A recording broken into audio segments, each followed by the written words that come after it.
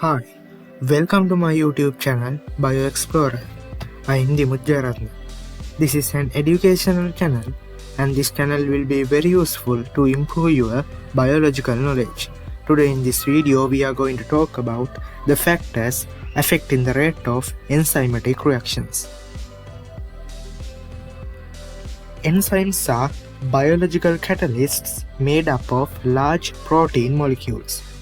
They speed up the chemical reactions taking place in living organisms.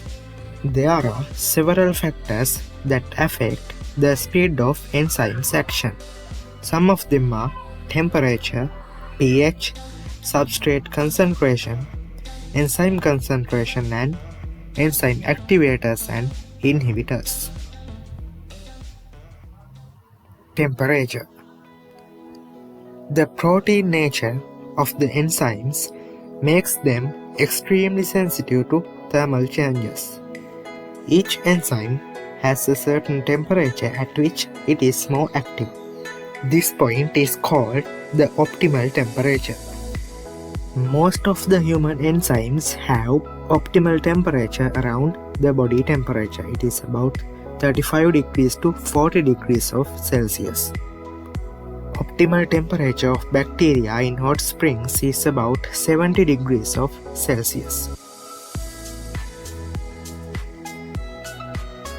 When the temperature rises below the optimal temperature, the enzyme activity gradually increases. The reason for that is, with the increase of temperature, the speed of the moving molecules of both enzymes as well as the substrate will be accelerated. This will enhance the colliding probability for both enzyme active sites and substrate molecules. More collision between the enzyme active sites and substrate molecules generate greater chances for the reaction to occur. The enzyme activity gradually lowers as the temperature rises more than the optimal temperature until it reaches a certain temperature at which enzyme activity stops completely.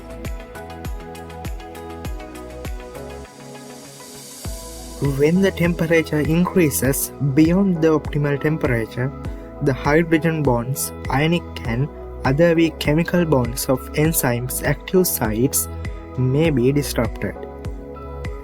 This will result a change in the shape of the active site of enzyme, which will alter the complementary nature of the active site of enzyme molecules.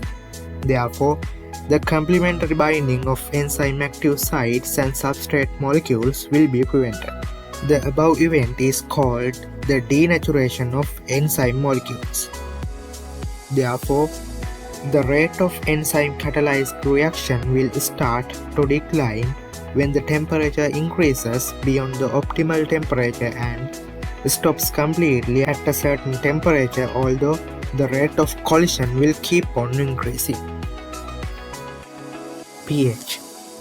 The potential of hydrogen is used to determine whether a particular liquid is acidic, basic or neutral. Generally, all liquids with a pH below 7 are called acids, whereas liquids with a pH above 7 are called bases. Liquids with pH 7 are neutral.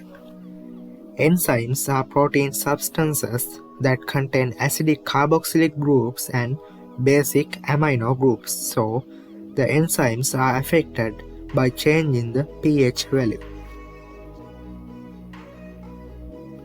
The pH at which an enzyme works at with maximum efficiency is called the optimal pH of that enzyme.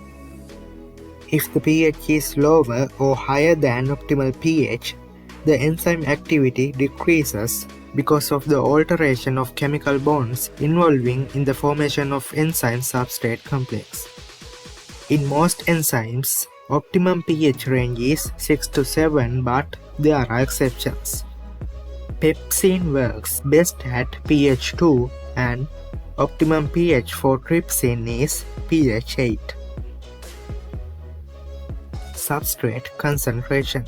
In the presence of given amount of enzyme, the rate of enzymatic reaction increases with the increasing substrate concentration. This is due to increasing the probability of collision between the enzyme and substrate molecules with correct orientation. This occurs until a limiting rate is reached.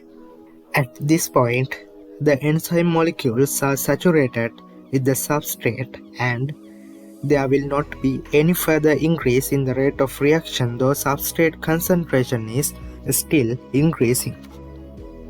Enzyme concentration. As the concentration of the enzyme is increasing, the rate of the reaction proportionally increases. Enzyme activators and inhibitors.